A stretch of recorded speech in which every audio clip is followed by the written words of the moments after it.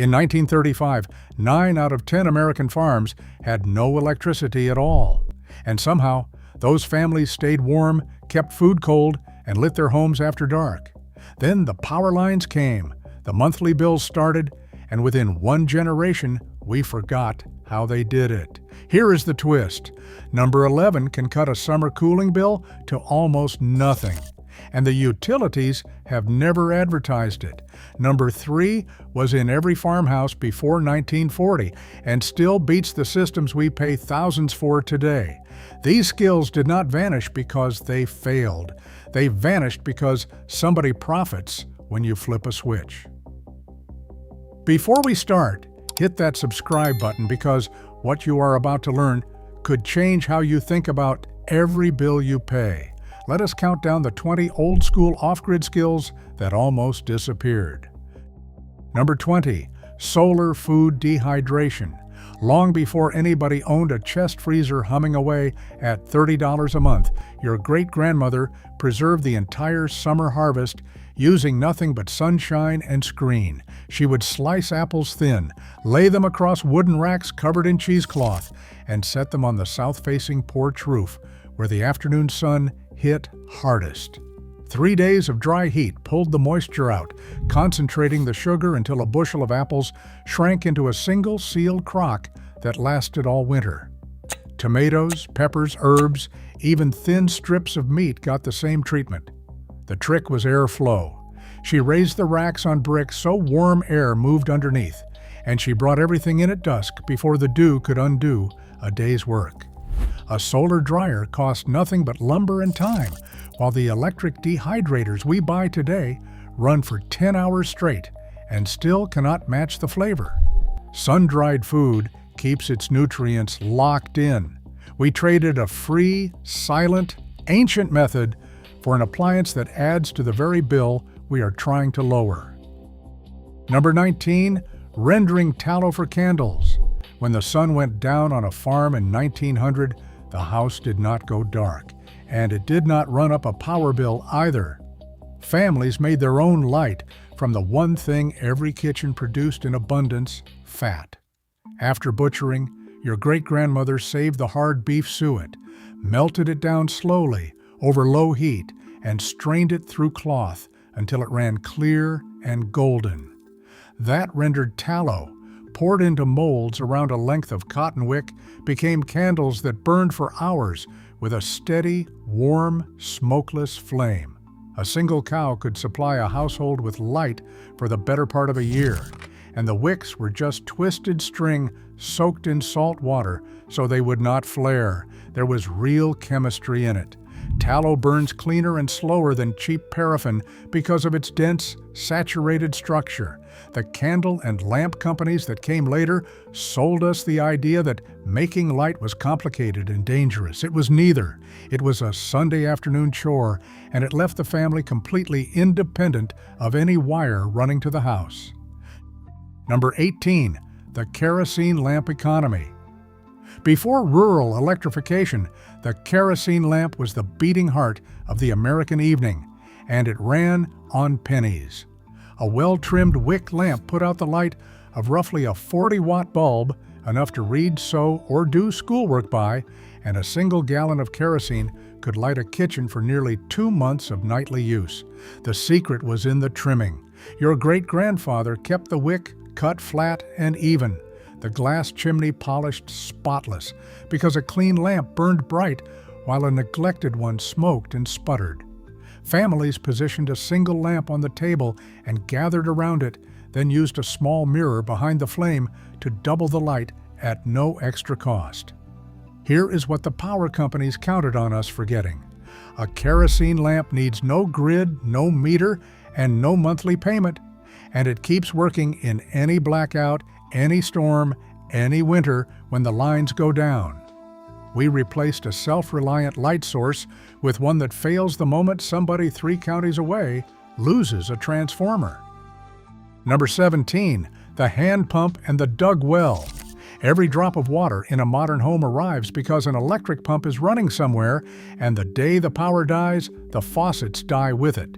Your great-grandparents never had that vulnerability. They drew water from a hand-dug well using a cast-iron pitcher pump, a simple lever and piston device that lifted water from 30 feet down with nothing but the strength of your arm. A few strokes primed it, a few more brought up cold, clean water that had been filtered through layers of earth. The genius was the leather seal inside the cylinder, which created just enough suction to pull water against gravity year after year with no electricity and almost no maintenance. A good hand pump cost about $8 in the 1920s and outlasted the people who installed it. Many old farmsteads still have one, capped and forgotten in the yard. The utilities and the well drilling companies prefer the deep electric submersible pump because it ties your water supply directly to your power bill.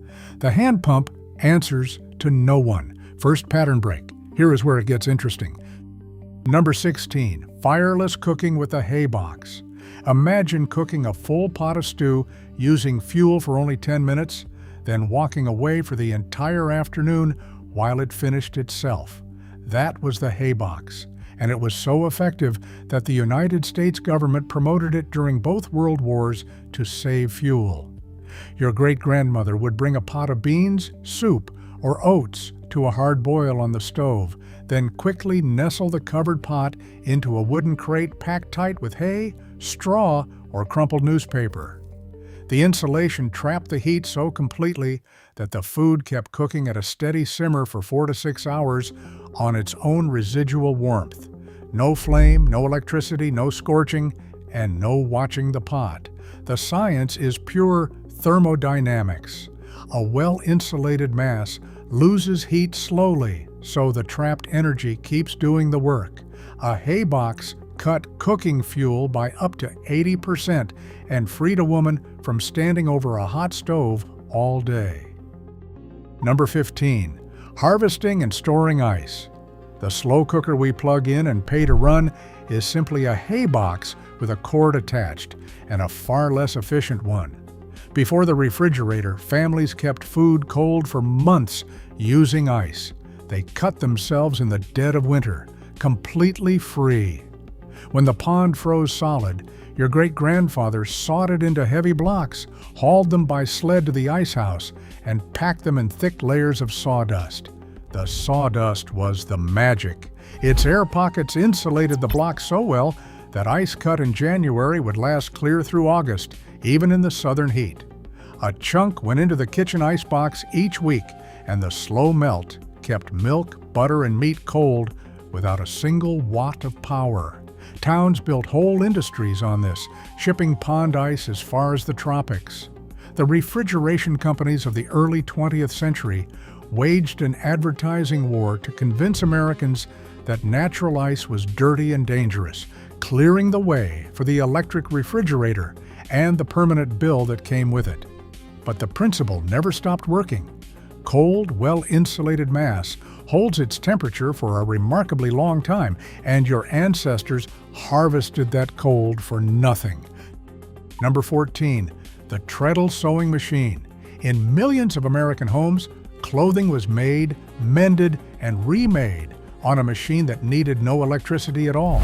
The Treadle sewing machine ran on a foot-powered, cast-iron pedal connected by a leather belt to the flywheel, and a skilled operator could rock it into a smooth, fast rhythm that sewed as quickly as any modern motor. Your great-grandmother controlled the speed entirely with her feet, leaving both hands free to guide the fabric, and the heavy iron base gave the whole machine a stability that cheap plastic models never matched. These machines, many of them Singers built before 1920, were so over-engineered that they still sew perfectly today, a century later. That is precisely the problem from a manufacturer's point of view. A machine that lasts 100 years and needs no power, no cord, and no repairs is a machine that gets sold exactly once. The shift to electric models was not about better sewing. It was about creating something that breaks, that plugs in, and that you eventually have to replace. The Treadle just keeps going. Number 13. The hand-crank grain mill. A bag of flour seems like a simple thing to buy, but a household that could grind its own grain answered to no store and no power grid. The hand-crank grain mill, clamped to the edge of a kitchen table, used 2 grinding plates and a steel handle to turn whole wheat, corn, or oats into fresh flour in minutes. Your great-grandmother could adjust the plates from coarse cracked grain for the chickens to fine flour for bread, all by feel. Grinding fresh meant the flour kept its oils and nutrients intact, the very things that get stripped out of the bleached shelf-stable flour sold in stores so it will last for years without spoiling. A good mill cost a few dollars and lasted generations.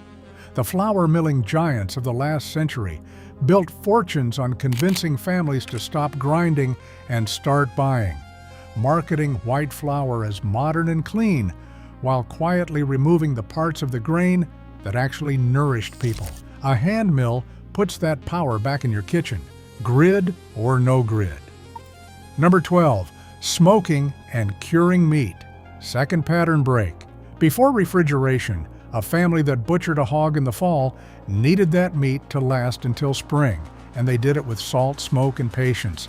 Your great-grandfather packed hams and bacon in coarse salt, sometimes with brown sugar and saltpeter, drawing out the moisture that bacteria need to survive.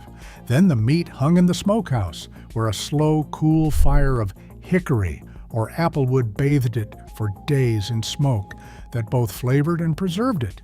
The result was country ham that hung from the rafters for a year or more without ever touching ice. Here is the part the food industry would rather you not dwell on. The same preservation that kept your ancestors fed through winter has been reframed as something to fear, while the factory versions pump meat full of water and chemical stabilizers and still demand constant refrigeration. Properly cured and smoked meat is shelf-stable food security that hangs in your own building. It is one of the oldest skills humans have, and it makes the cold chain with all its electric cost optional rather than mandatory. Number 11, springhouse and root cellar refrigeration. This is the one that can shock people because it keeps food cold all year using no power whatsoever. A springhouse was a small stone building constructed directly over a flowing spring or cold creek. The water ran across the floor at a constant 50 degrees, and crocks of milk, butter, and eggs set into that running water stayed cold and fresh through the hottest August. No spring on the property?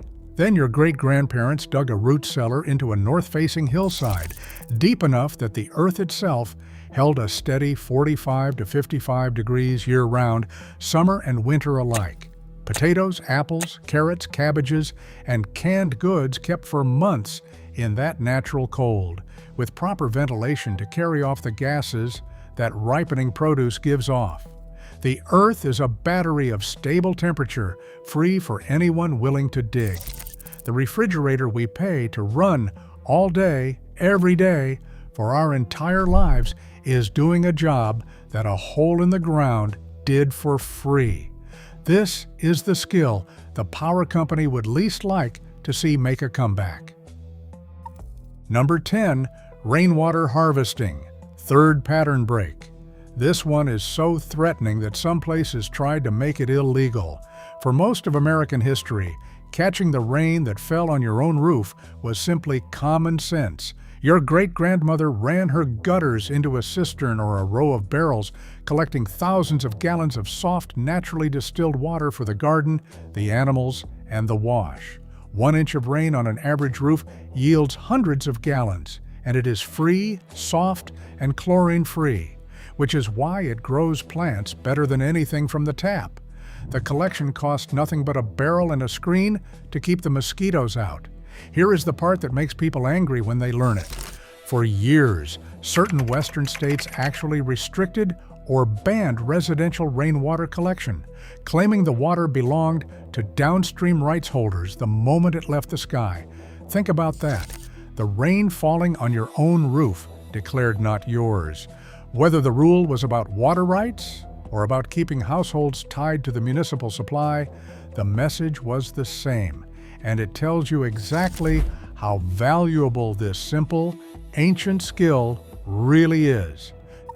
Number 9, the whitewash and lime tradition.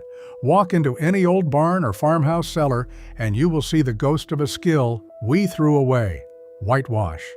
Your great-grandparents mixed slaked lime with water and a little salt to make a thin white coating they brushed over walls, fences, tree trunks, and the inside of every outbuilding. It cost almost nothing, and it did far more than make things look clean. Lime is naturally antibacterial and antifungal, so a whitewashed dairy or cellar resisted mold and the spread of disease, which mattered enormously before refrigeration. It reflected light, brightening dark workspaces, and on the trunks of fruit trees, it prevented sun scald and discouraged insects. Reapplied each spring, it kept a homestead sanitary and bright for the price of a sack of lime. The modern paint and chemical cleaner industries have no interest in a product you can mix in a bucket for a few cents that does the work of a dozen of their bottles. Whitewash was preventive maintenance, pest control, and disinfectant in one, and your ancestors understood it as routine. Number 8. Lacto-fermentation. The crock of sauerkraut bubbling in the cellar corner was not a hobby. It was a survival technology that turned a fall cabbage harvest into a vitamin-rich food supply that lasted all winter without a refrigerator. Your great-grandmother shredded cabbage, packed it with salt, and pressed it under a weighted plate until its own brine covered it. In that oxygen-free, salty environment, beneficial bacteria went to work, producing the lactic acid that preserves the food and gives it that sharp tang. The same method preserved cucumbers, beets, carrots, and beans. Fermentation actually increases the nutritional value, creating vitamins and probiotics that fresh vegetables never had, which is why fermented foods kept sailors and pioneers from disease through long, lean months. It required no canning equipment, no electricity, no heat, only salt, water, and time. The processed food industry replaced this living, self-renewing preservation with vinegar pickling and pasteurization, which kill the very bacteria that made the old way so healthy. A simple stoneware crock turns a glut of vegetables into months of food, entirely off the grid. Number 7. The solar batch water heater. Heating water is one of the biggest electricity costs in any home, and your great-grandparents in sunny country heated it for free with a trick so simple it feels like cheating. They painted a metal tank or a row of barrels flat black, set them where the sun struck all afternoon, often on a south-facing wall or roof, and let the dark surface soak up solar heat. By evening, the water inside was hot enough to wash with, scrub the floors, and bathe the children, all without burning a stick of wood or paying a cent. Black absorbs nearly all the light that hits it and converts it to heat, while a simple glass cover over the tank traps that warmth like a greenhouse and pushes the temperature even higher. This is not fringe technology. Solar water heaters were sold commercially across the American Sunbelt a century ago, before cheap electricity and natural gas pushed them aside. The utilities have no reason to remind you that the largest furnace in the solar system will heat your water for nothing every single day it shines. Number 6. Windmill water pumping. The tall, spinning steel windmill was once the proudest sight on the American plains, and it did the heaviest job on the farm without a drop of fuel or a single wire. Catching the constant prairie wind, the wheel turned a simple mechanism that pumped water up from deep wells, hour after hour, filling stock tanks and cisterns while the family slept. A well-built windmill ran for decades on little more than a yearly drop of oil, and it asked nothing in return but a breeze. Millions of these stood across the West, and they are the reason cattle ranching was possible in country with no surface water. The principle is beautifully direct, free, endless wind converted straight into mechanical work, with no battery, no grid, and no monthly statement. When rural electrification arrived, electric pumps replaced the windmills, and the spinning towers rusted in the fields. But the wind never stopped blowing. A working windmill is a machine that does real labor for you every day for free, which is exactly the kind of independence A metered economy was built to discourage. Number 5. The rocket stove. Imagine cooking a full meal using a handful of twigs that you would otherwise rake up and throw away. That is the rocket stove, an old design rediscovered and refined, and it burns so efficiently it seems to defy common sense. The secret is an insulated L-shaped burn chamber that creates a powerful upward draft. As the fire roars up the chimney, it pulls in air so fast and burns so hot that it consumes nearly all the smoke and gas, extracting almost every bit of energy from a tiny amount of fuel. Your great-grandparents understood the principle in their cook stoves. Concentrate the heat, insulate the fire, and direct it straight to the pot. A rocket stove can boil a pot of water on a few sticks, producing little smoke and almost no waste, which made it priceless where firewood was scarce. The appliance industry sells us ranges that draw enormous power, but a properly built rocket stove cooks a family's meals on debris from the yard. It is heat on demand, completely independent of any pipeline or power line. Number 4. Earth-sheltered cooling. Long before air conditioning sent summer electric bills through the roof, Americans kept their homes cool by working with the earth instead of against it. Your great-grandparents built thick-walled homes with deep porches, planted shade trees on the south and west sides, and oriented the house to catch the prevailing breeze. The most ingenious among them dug their living spaces partly into a hillside, letting the constant coolness of the surrounding earth hold the rooms at a comfortable temperature even in a heat wave. They opened windows at night to flush in the cool air, then closed up the house and drew the shades at dawn to trap it inside. Thick masonry and stone walls acted as thermal mass, absorbing heat slowly through the day and releasing it harmlessly at night. None of this required electricity, and all of it worked. The air conditioning industry rose on the promise that comfort comes from a powerful machine, but real comfort came from intelligent design. A well-sited, well-shaded, earth-buffered home stays cool on its own, and it does it every summer for free. Number 3. The masonry heater. This is the skill that can nearly erase a winter heating bill, and it was perfected centuries ago. A masonry heater is a massive stove built of brick or stone, sometimes weighing thousands of pounds, with a long internal maze of channels that the smoke must wind through before it escapes. You build one short, intense fire in the morning, and that roaring blaze heats the entire stone mass to a high temperature. Then the fire goes out, and the heater radiates that stored warmth gently and evenly into the home for a full 24 hours. Because the fire burns so hot and fast, it consumes its fuel almost completely, meaning a masonry heater uses a fraction of the wood that an ordinary stove or furnace would burn. Your ancestors across the colder regions relied on these as the warm heart of the house, a place to sleep against on the bitterest night. The heating and utility industries have nothing to gain from a stove that needs no electricity, burns barely any fuel, and lasts for 100 years. The masonry heater simply makes the monthly bill disappear. Number 2. The root cellar canning pantry. The combination of a proper root cellar with the lost art of home canning made the American farm family almost completely independent of the grocery store and the freezer. Through the summer, your great-grandmother filled glass jars with the entire garden: tomatoes, green beans, peaches, jams, pickles, soups, and meat, sealing them with a water bath or a pressure canner so they kept safely for years on a shelf. No electricity, no freezer, no expiration date measured in days.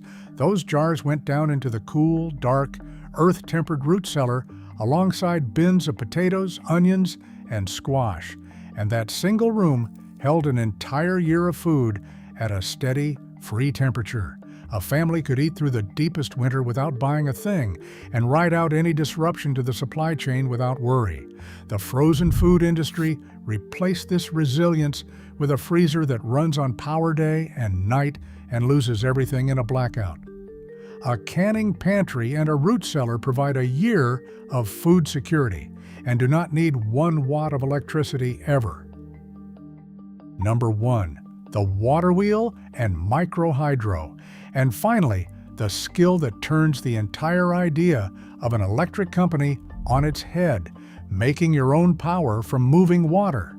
Before the grid reached the countryside, thousands of American homesteads sat beside a creek or stream that ran day and night, and that flowing water did real work. A water wheel or a simple turbine, turned by the current, ground grain, ran a sawmill, pumped water, and on the more advanced farms, spun a small generator that lit the house. Moving water never stops, never sends an invoice, and never goes out in a storm the way the lines do. A modest stream with a steady drop can produce a continuous trickle of power that, gathered over a full day and night, lights a home, charges what needs charging, and runs the essentials, all from a resource that was simply flowing past for free. This is the deepest reason these skills were allowed to fade. A family that lights its own home from its own creek owes the electric company nothing at all. Independence, it turns out, was never about doing without. It was about knowing how. These 20 skills were not lost because they stopped working. They were lost because somebody profits from your dependence. Try just one this year: a rain barrel, a root cellar, a solar dryer, and tell me in the comments which one you would bring back first. Your great-grandparents knew. Now you do too.